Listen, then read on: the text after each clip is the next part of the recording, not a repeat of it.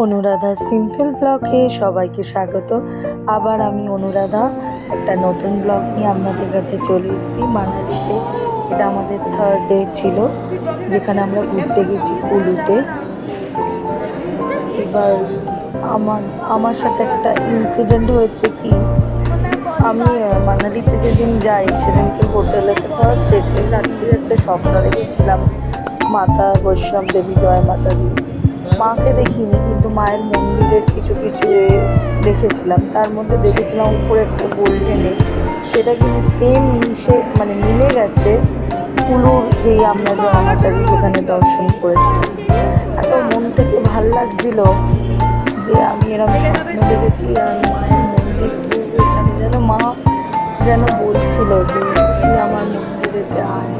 যাই হোক, এটা আমার মনের ধারণা বা বিশ্বাস। যাই হোক, যে এরকম স্বপ্নটা দেখেছি, আমার একটা মন থেকে শান্তি হয়েছে মায়ের পুজো দিয়ে।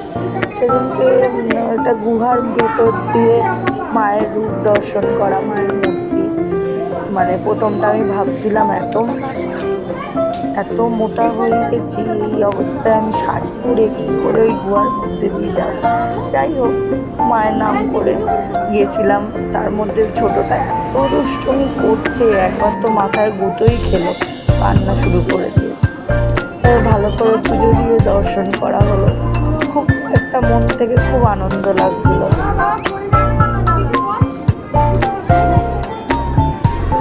তারপর আমরা ওইরকমভাবে গুহার মধ্যে হামা দিয়ে বলতে গেলে ঢুকলাম, কিন্তু ভেতরে মায়ের মেন মন্দিরে জয় মাতাজির ছবি তোলা নিষেধ ছিল। তার মধ্যেই ভেতরটা এত অন্ধকার ছিল, গুহার মধ্যে ফ্ল্যাশ লাইট জেলে তারপর আমরা তুলেছিলাম।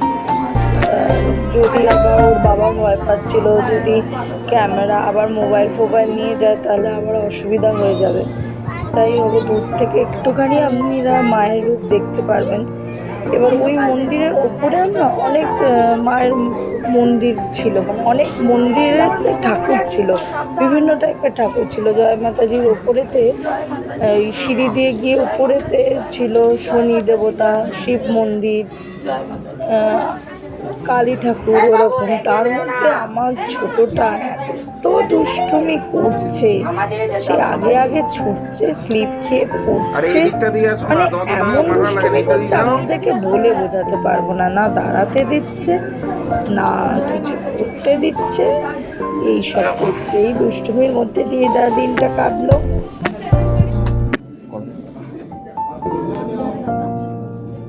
এমনি তুই হাত প্রণাম করার জন্য যখন হাত করে হাত তুলি। জয় মাতাজি।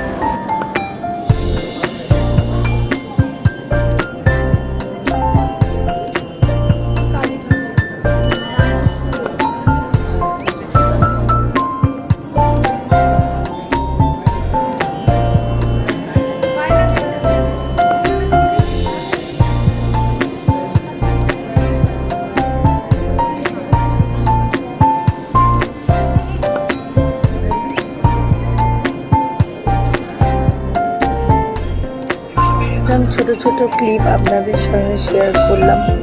দেখুন এই মন্দিরতে সব ঠাকুরই আছেন, রামকৃষ্ণদেব, মা শারদা মা।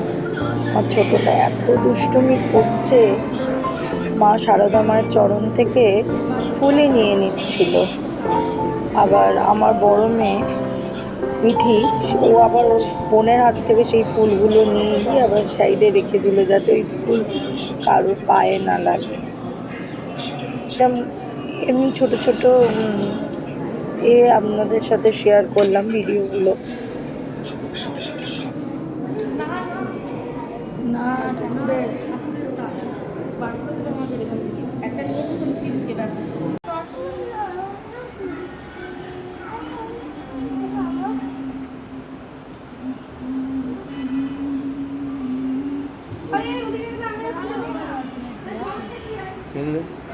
মন্দির থেকে ভালো করে পুজো দিয়ে আমরা বেরিয়ে তারপর সামনে একটা ছোট মানে যেই সামনে যেই নদীটা ছিল রিভারে, ওখানে আমরা একটু গেছিলাম ছবি তুলতে। তারপর আমার বড় মেয়ের খুব ইচ্ছে ছিল মা ওখান থেকে পাথর নেবো নদীর ভেতর থেকে। সাইডে গিয়ে আমরা একটা ওইখানেতে একটা ছোট ঝুলন্ত ব্রিজ ছিল, সেই ব্রিজটা ক্রস করে তারপর আমরা ওই অপোজিট সাইডে গিয়ে ওই রিভারেতে গিয়ে ওই পাথর নিচ্ছিলাম। ও জলের মধ্যে খুব মজা করছিল।